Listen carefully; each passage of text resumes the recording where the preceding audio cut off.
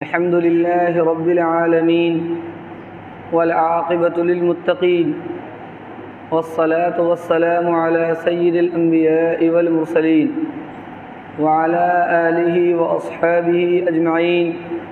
أما بعد، فقد قال الله تعالى في القرآن المجيد: إنا بلوناهم كما بلونا أصحاب الجنة إذ أقسموا ليصرمنها مصبحين ولا يستثنون فطاف عليها طائف من ربك وهم نائمون.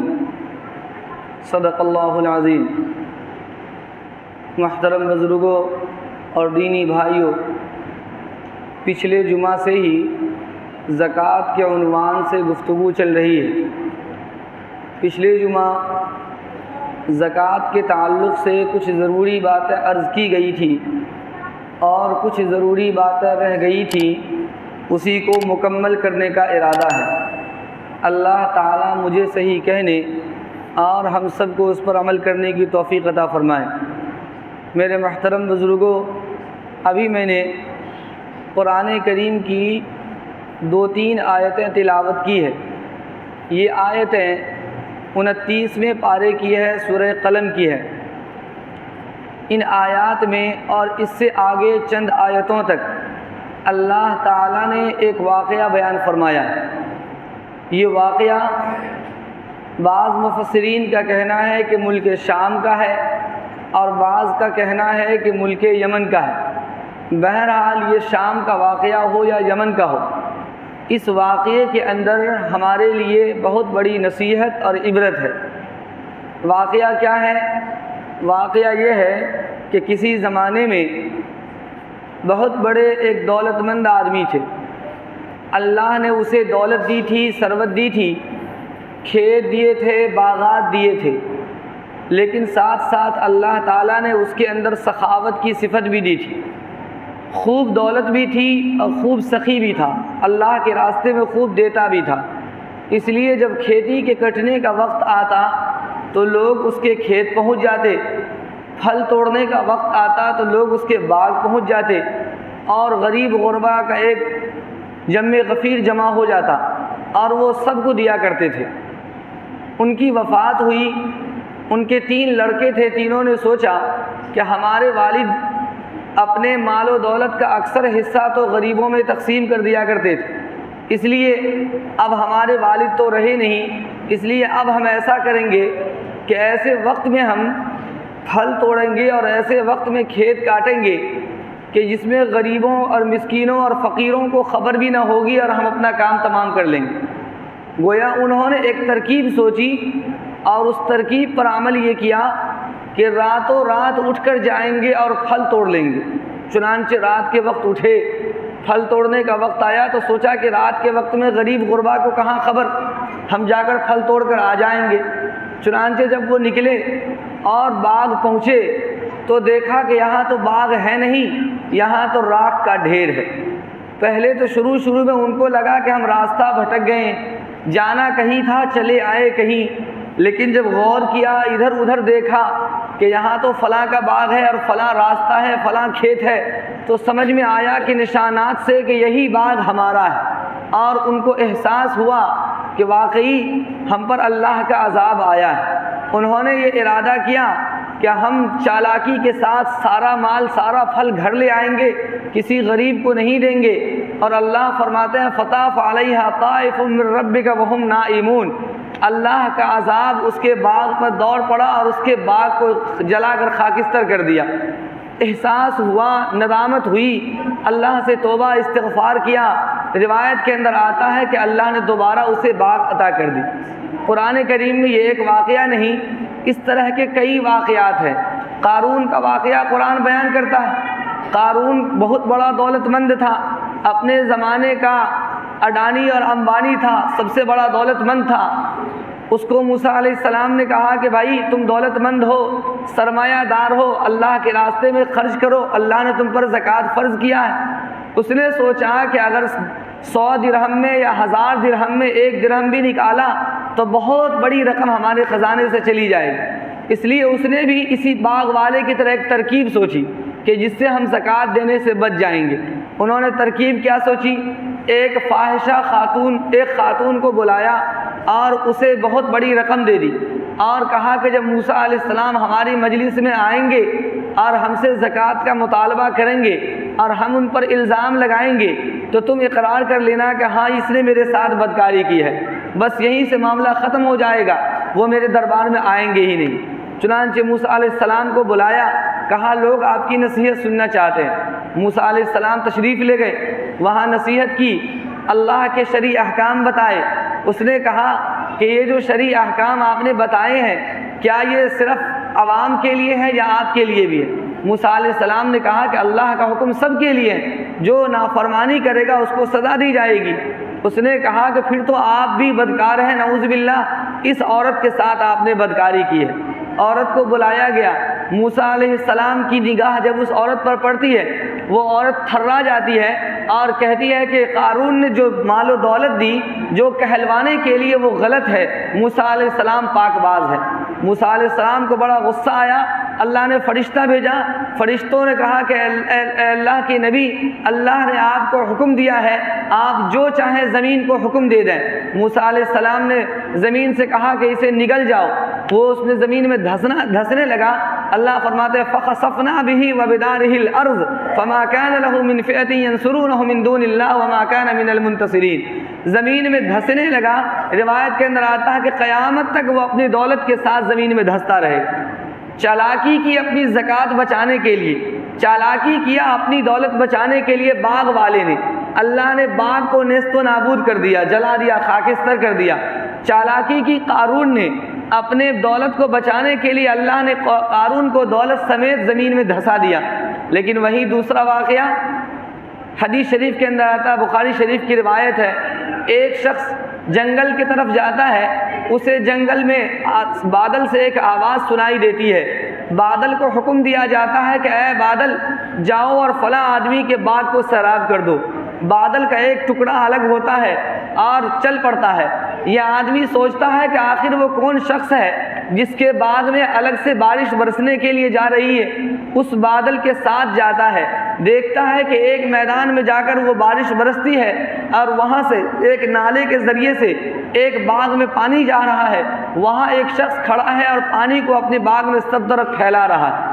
اس نے پوچھا کہ آپ کا نام کیا ہے؟ نام بتایا اور کہا کہ آپ میرا نام کیوں پوچھتے ہیں؟ اس شخص نے کہا کہ بادل سے میں نے ایک آواز سنی ہے، میں نے سوچا کہ وہ کس کا نام ہے، لیکن آپ نے جب نام بتایا تو پتہ چلا کہ یہ آپ ہی ہیں جس کے باغ میں الگ سے بادل آیا ہے بارش برسانے کے لیے۔ قحط سالی ہے، سب طرف خشکی ہے، پانی نہیں برس رہا، بارش نہیں ہو رہی، لیکن اللہ تعالیٰ نے خاص طور سے بادل کو حکم دیا کہ جاؤ اور فلاں بندے کے باغ کو سیراب کرو۔ پوچھا آپ کا عمل کیا ہے؟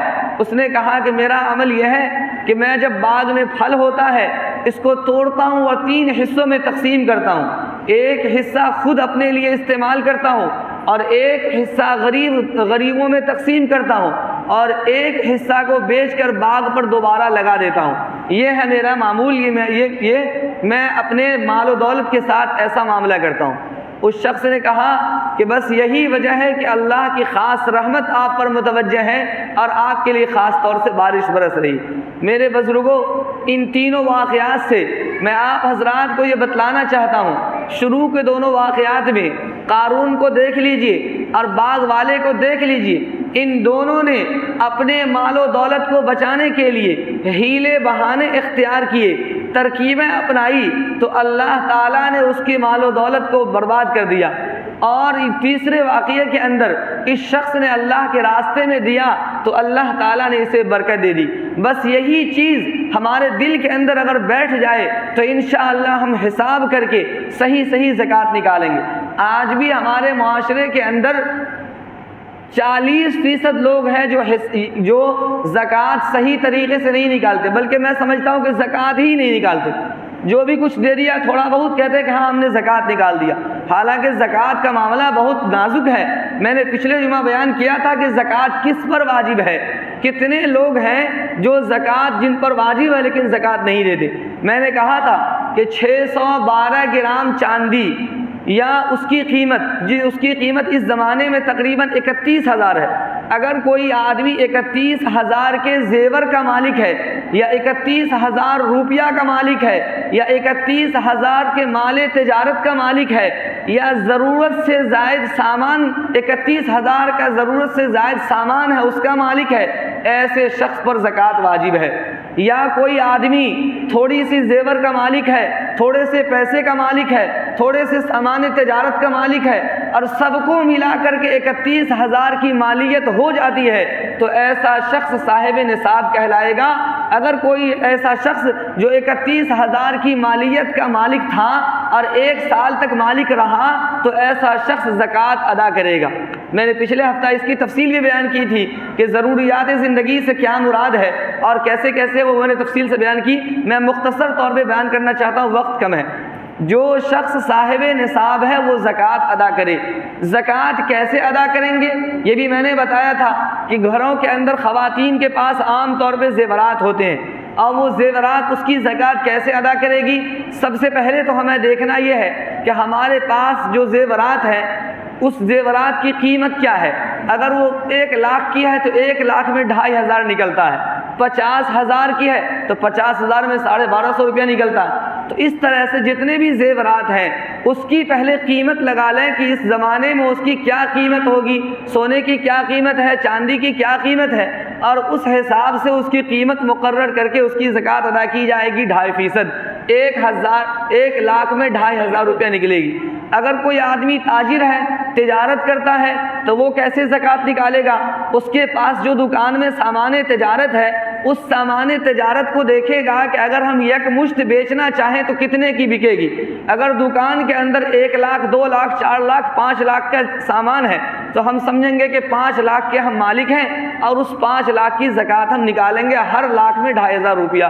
کوئی آدمی گاڑی چلاتا ہے، کرایہ کماتا ہے تو اب اس گاڑی کی قیمت میں زکوٰۃ نہیں ہے، اس گاڑی سے جو کرایہ حاصل ہوتا ہے اس کرایے کو جو خرچ کر کے سال بھر میں بچتا ہے جو اپنے پاس رکھے ہوا ہے، اب ہم دیکھیں گے کتنا بچا ہے، جو بچا ہے اس میں سے 2.5% نکال دیں گے۔ یہ ہے زکوٰۃ کے مسائل۔ اگر کوئی آدمی گھر ہوٹل کرائے پر لگائے ہوا ہے تو اب گھر اور ہوٹل کا جو عمارت ہے اس عمارت کی قیمت کی زکوٰۃ نہیں ہوگی بلکہ اس عمارت سے جو کرائے پر جو پیسہ آ رہا ہے اس کرائے کو ہم سال بھر میں استعمال کر کے خرچ کر کے جو بچا کر رکھتے ہیں کتنا بچتا ہے اس کے اوپر زکوٰۃ واجب ہو جائے گی۔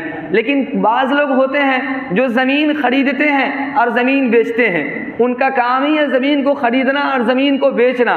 اب ایسا شخص جو زمین خریدا ہے چاہے لاکھ کا ہو، 2 لاکھ کا ہو، 5 لاکھ کا ہو، 10 لاکھ کا ہو، 20 لاکھ کا ہو، اس زمین کی قیمت پر زکوٰۃ واجب۔ اگر آپ نے زمین کاشتکاری کے لیے یا آپ نے زمین تعمیر کے لیے اپنے گھر بنانے کے لیے خریدا ہے اس پر زکوٰۃ نہیں ہے، لیکن آپ نے زمین خریدی ہے بیچنے کے لیے کہ آج خریدا ہوں بیچوں گا، بعض لوگوں کا یہ کام ہوتا ہے خرید بکری کرنے کا، تو اس زمین کی قیمت پر زکوٰۃ واجب ہے۔ لیکن آپ نے خریدنے کے وقت میں یہ ارادہ کیا کہ لے لیتا ہوں بعد میں دیکھا جائے گا، اگر ہوگا تو میں عمارت بنا لوں گا، اگر ہوگا تو کھیتی کر لوں گا، ہوگا تو بیچ لوں گا، اب ایسی زمین پر زکوٰۃ نہیں۔ خریدتے وقت آپ کی نیت اس کی بیچنے کی تھی تب وہ سامان تجارت کہلائے گا، لیکن خریدنے کے وقت میں تجارت کی نیت نہیں تھی، نیت مختلف تھی اور بعد میں آپ نے ارادہ کیا بیچنے کا تو وہ سامان تجارت نہیں بنے گا۔ تو یہ زکوٰۃ کے مسائل ہیں، زکوٰۃ کے مسائل کو سمجھ کر آدمی کو پورے طور پر زکوٰۃ نکالنے چاہیے۔ آج ہم زکوٰۃ نکالنے سے ڈرتے ہیں، سوچتے ہیں کہ ہمارا مال گھٹ جائے گا۔ میرے بھائیوں، اللہ تعالیٰ کا کتنا کرم ہے کہ ہم اپنے مال کا زکوٰۃ نکالتے ہیں اور اس زکوٰۃ نکالنے کی وجہ سے ہمارے مال میں اللہ برکت عطا کرتا ہے۔ اور زکوٰۃ بھی کتنی؟ 2.5%، 40 روپیہ میں 1 روپیہ نکالنے کا حکم ہے، کوئی بڑی رقم نہیں۔ کسی آدمی نے بڑی اچھی بات لکھی ہے، بڑی نصیحت کی بات ہے، میں آپ کو سنا دوں۔ آپ مارکیٹ میں جاتے ہیں اور آپ تربوز خریدتے ہیں، تربوز 5 کلو کا خریدیے اور اس کو چھیلیے تو کم سے کم 1 کلو اس کا چھلکا نکل جائے گا اور 4 کلو آپ کو گودا نکلے گا۔ آپ ذرا اندازہ لگائیے، 5 کلو کے تربوز میں 1 کلو کا چھلکا نکل گیا تو 20% نکلا کہ نہیں نکلا؟ 20% چھلکا نکل گیا۔ آپ آم خریدتے ہیں، آم میں چھلکے دیکھیے، گٹھلی دیکھیے، آپ سنترا خریدتے ہیں، سنترا میں دیکھیے سنترے میں چھلکا، آپ سبزی خریدتے ہیں، سبزی میں چھلکا، آپ اندازہ لگائیں جتنی بھی سبزیاں ہیں یا پھل ہیں آپ اسے خریدیں تو آپ کو کم سے کم 5%، 10%، 20% اس کے چھلکے نکل جاتے ہیں۔ کوئی عقل مند آدمی یہ نہیں کہتا کہ ہم نے پیسہ چھلکا کا بھی دیا اس لیے چھلکا بھی کھا جاؤں گا، کوئی نہیں کھاتا، سمجھتا ہے کہ چھلکا تو بیکار کی چیزیں ہیں، چھلکا استعمال کے لائق نہیں ہے، اس لیے چھلکے کو چاہے 20% نکلے، چاہے 10% نکلے، چاہے 5% نکلے، چھلکا نکال کر پھینک دو اور گودا استعمال میں لے آؤ۔ آج ہمارا یقین اور ہمارا ایمان بھی یہی ہونا چاہیے کہ ہمارے مال و دولت کے اندر جو 2.5% روپیہ ہے وہ ہمارا نہیں، وہ چھلکا ہے، وہ گودا نہیں ہے۔ گودا تو ہمارا وہ جو ہے 98% وہ ہمارا گودا ہے اور وہ 2.5% ہمارا چھلکا ہے۔ اس چھلکے کو پھینک ہی دینا چاہیے، چھلکا کو رکھنا نہیں چاہیے، یہ ہمارا ایمان ہونا چاہیے۔ آج کوئی عقل مند آدمی سبزی کو اور پھل کو چھلکے کے ساتھ نہیں کھاتا کیونکہ سمجھتا ہے کہ واقعتاً پیسہ ہم نے ضرور دیا ہے لیکن یہ ہمارے استعمال کی چیز نہیں۔ ایسے ہی ہمیں سمجھنا چاہیے کہ ہم اپنی دولت میں 2.5% استعمال کرنے کے ہم مستحق نہیں ہے، اس کے مستحق غریب مسکین ہے۔ اس لیے ہمیں زکوٰۃ حساب کر کے نکالنا چاہیے۔ جب ہم زکوٰۃ حساب کر کے نکال دیتے ہیں تو اللہ تعالیٰ اس مال کو چھلکوں سے پاک کر دیتا ہے، گندگی سے پاک کر دیتا ہے، اس میں برکت عطا کرتا ہے۔ اللہ کا کتنا کرم ہے، کتنی مہربانی ہے اس امت کے اوپر۔ پہلے کے امت کو یہ حکم تھا کہ جو کچھ بھی مال و دولت ہے استعمال کے لیے رکھ لو اور جو بچ گیا اسے اللہ کے راستے میں خرچ کر دو، یہ حکم تھا۔ جو ضرورت ہے بس اتنی ہی رکھو، ضرورت سے زائد جتنی بھی ہے اللہ کے راستے میں خرچ کرو۔ لیکن اس امت کو حکم دیا گیا کہ اپنی ضروریات کے لیے بھی رکھو اور الگ سے بھی رکھو، صرف 2.5% ادا کر دو۔ کتنی آسانی دی گئی، صرف 2.5% ادا کر دو، لیکن ہم اس کو بھی ادا نہیں کرتے اور سال بھر گھر کے اندر بے برکتی، پریشانی، بیماری، مفلسی، طرح طرح کی پریشانیوں سے پریشان۔ لوگ کہتے ہیں کہ امام صاحب تعویذ دے دیجئے، گھر میں بے برکتی ہے۔ میں کہتا ہوں کہ زکوٰۃ نکالتے ہیں ٹھیک سے؟ اگر آپ نے زکوٰۃ نکالا ہوتا رمضان کے مہینے میں اچھے طریقے سے تو آج یہ پریشانی انشاءاللہ نہیں آتی، آج یہ طرح طرح کے حادثات نہیں آتے۔ اللہ کا وعدہ ہے کہ جب کوئی بندہ اللہ کے راستے میں زکوٰۃ نکال دیتا ہے اللہ اس کے مال کو محفوظ کر دیتا ہے۔ لیکن ہمارا ایمان نہیں ہے، ہم تو بس صرف اتنا جانتے ہیں کہ آدمی بیمار پڑ گیا تو ایک کھسی لاؤ اور ذبح کر دو اور گوشت تقسیم کر دو جان کے بدلے جان۔ انتہائی غلط کام، ایک دم غلط کام ہے یہ آپ پوچھ لیں گے علماء سے، یہ غلط کام ہے، یہ صحیح کام نہیں ہے کہ آدمی بیمار پڑا تو اس کے بدلے میں آپ نے ایک جانور ذبح کر دیا۔ کیا اللہ کو کسی کے جان کی ضرورت ہے کہ اللہ اس کی جان مت لیجیے، اس کی جان لے لیجیے؟ یہ سب غلط طریقے ہیں۔ بس یہ ہے کہ ہم نے سوچا کہ آدمی کی جان جانے والی ہے تو بکری کی جان لے لو، یہ سب غلط باتیں ہیں۔ آپ زکوٰۃ کو صحیح طریقے سے ادا کیجئے، انشاءاللہ ہر طرح کی پریشانی سے بچتے رہیں گے۔ بہرحال وقت ختم ہونے والا ہے، میں یہ عرض کر دوں کہ زکوٰۃ دینا کس کو ہے؟ زکوٰۃ ہر وہ شخص لے سکتا ہے جو آدمی زکوٰۃ دینے کے لائق نہ ہو، یعنی جو آدمی صاحب نصاب نہ ہو۔ صاحب نصاب کون ہوگا؟ میں نے ابھی بتایا کہ 31,000 روپیہ کا مالک ہو یا اتنے کے سامان تجارت کا یا زیور کا یا سب کچھ ملا کر کے 31,000 کی مالیت کا مالک ہو، ایسا شخص صاحب نصاب کہلاتا ہے، ایسا شخص زکوٰۃ نہیں لے سکتا۔ لیکن جو شخص اتنے مالیت کا مالک نہیں ہے وہ زکوٰۃ کا مستحق ہے، اس کو آپ زکوٰۃ دے سکتے ہیں۔ زکوٰۃ دینے میں بہت سے تنظیمیں ہیں، بہت سی جگہیں ہیں جہاں آپ زکوٰۃ دیتے ہیں، ان میں 2 جگہیں ہیں جہاں زکوٰۃ دینے میں زیادہ ثواب ہے۔ وہ 2 جگہیں کیا ہے؟ ایک تو اپنا رشتہ دار ہے، اپنے رشتہ دار کو اگر وہ غریب ہے، اگر وہ زکوٰۃ لینے کے لائق ہے تو آپ اس کو زکوٰۃ دیں۔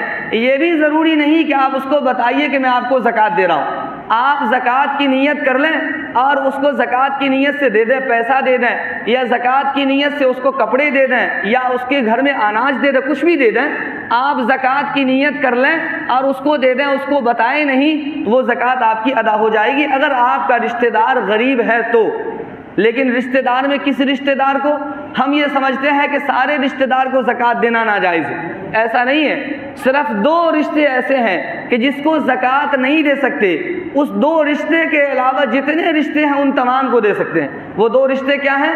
ایک رشتہ تو ہے زوجیت کا، شوہر اپنے بیوی کو نہیں دے سکتا، بیوی اپنے شوہر کو نہیں دے سکتی، میاں بیوی آپس میں ایک دوسرے کو زکوٰۃ نہیں دے سکتے، ایک رشتہ یہ ہے۔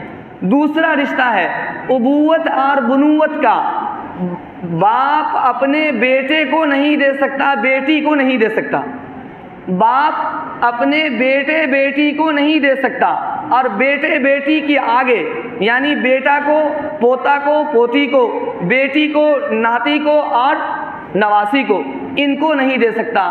بیٹا اپنے باپ کو اپنے ماں کو نہیں دے سکتا، باپ کے باپ یعنی دادا دادی کو، ماں کے باپ یعنی نانا نانی کو نہیں دے سکتا۔ یہ دو رشتے ہیں۔ انسان کی ایک اصل ہوتی ہے اور انسان کی ایک فرع ہوتی ہے۔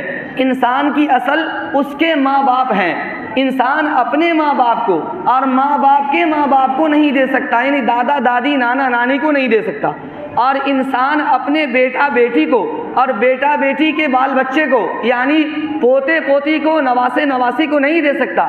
اس کے علاوہ جتنے رشتہ دار ہیں، بھائی ہے، چچا ہے، خالو ہے، پھوپھا ہے، خالہ ہے، پھوپھی ہے، بہن ہے، سب کو آپ زکوٰۃ کی رقم دے سکتے ہیں اگر وہ مستحق ہو، اگر وہ غریب ہو۔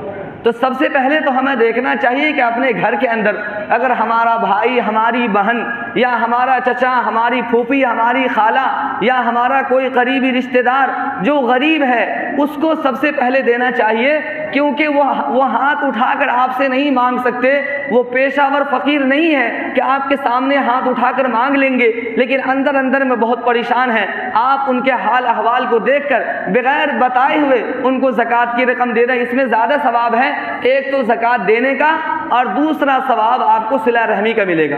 اور دوسرا مدارس اسلامیہ، مدارس اسلامیہ کے اندر آپ جو رقم دیں گے تو اس رقم سے آپ کی زکوٰۃ بھی ادا ہوگی اور دین کی اشاعت بھی ہوگی، بچے پڑھیں گے بھی۔ بڑا افسوس ہوتا ہے کہ جب کوئی محصل، کوئی مبلغ کسی کے دروازے پر جاتا ہے تو وہ کہہ دیتے ہیں کہ بچے کو بول دو کہ گھر میں پاپا نہیں ہے۔ ہم یہ بہانے کرتے ہیں۔ ابھی میں نے آپ کو یہ واقعہ سنایا، قارون نے اپنے مال کو بچانے کے لیے ایک بہانہ بنایا اور باغ والے نے اپنے مال کو بچانے کے لیے ایک ترکیب اپنائی۔ آج ہم بھی وہی ترکیب اپناتے ہیں کہ جب کوئی محصل پہنچتا ہے تو ہم اس سے یہ کہہ دیتے ہیں کہ بول دو کہ پاپا گھر پہ نہیں ہے، بعد میں آئیں گے۔ اب آپ کے گھر پر کون بار بار جاتا رہے گا؟ میرے بھائیوں، یہ انتہائی غلط بات ہے، یہ وہی قارون کی ترکیب ہے اور باغ والوں کی ترکیب ہے۔ ایسے آدمی کے مال کو اللہ ہلاک کر دیتا۔ تو اس لیے اس ترکیب سے بچیے اور جو اللہ کے راستے میں اللہ نے دینے کا حکم دیا اس کو دیجیے۔ تو یہ دو مصارف ایسے ہیں، ایک تو اپنا قریبی رشتہ دار اور دوسرا مدارس اسلامیہ۔ خاص طور سے مدارس اسلامیہ کو اس وقت ضرور دینا چاہیے۔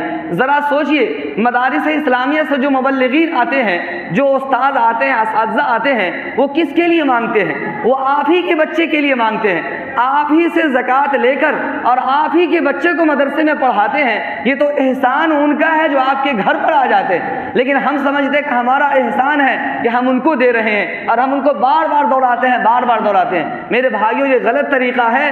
ایسے لوگوں کے مال کو اللہ ضائع کر دیتا ہے اور ایسے لوگوں کے ثواب کو ضائع کر دیتا ہے۔ اس لیے زکوٰۃ جو اللہ نے ہم پر فرض کی ہے اس کو صحیح طریقے سے اور اچھے انداز میں نکالیں، حساب کر کے نکالیں۔ اللہ تبارک و تعالی ہم سب کو کہنے سننے سے زیادہ عمل کی توفیق عطا فرمائے۔ وآخر دعوانا ان الحمد للہ رب العالمین۔